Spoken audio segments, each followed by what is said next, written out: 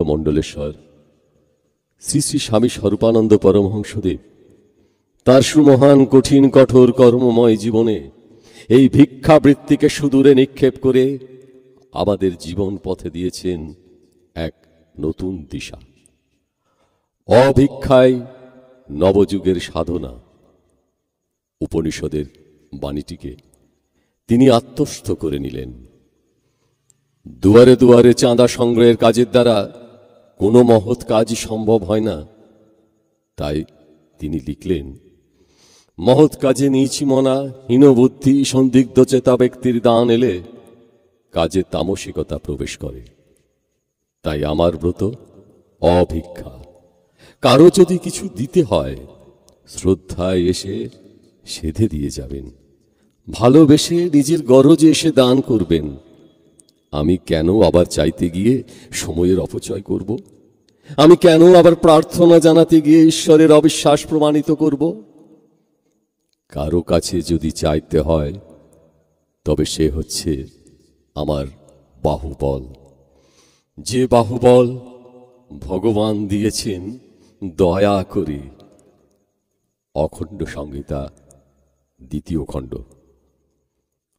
অভিক্ষা এই মন্ত্রটিকে অবলম্বন করে স্বরচিত গ্রন্থাবলী এবং নিজ অর্জিত ফসল বিক্রি করে ধীরে ধীরে গড়ে তুললেন অযাচক আশ্রম, দি মাল্টিভার্সিটি, অর্থাৎ মানুষ গড়ার কারখানা।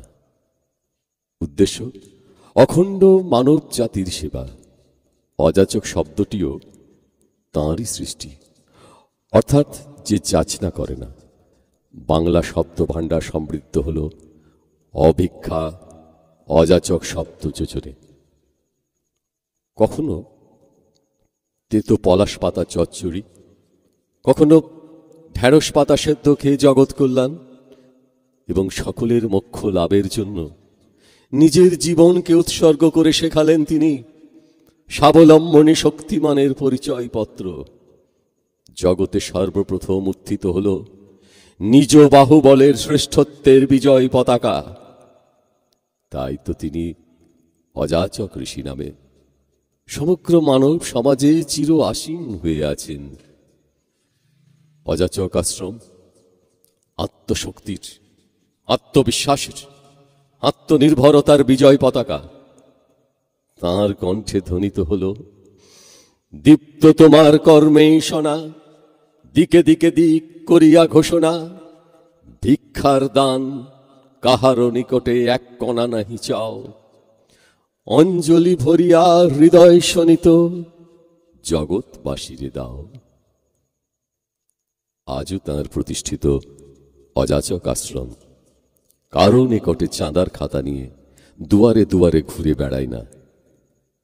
অযাচক আশ্রম জনসেবাও করে এবং সেই জনসেবার ও আশ্রম ব্যয় নির্বাহের অর্থের উৎস শ্রী শ্রী স্বামী স্বরূপানন্দ পরমহংসদেব প্রণীত গ্রন্থাবলী ও স্ব উদ্ভাবিত আয়ুর্বেদীয় ঔষধের বিক্রয়লব্ধ অর্থ।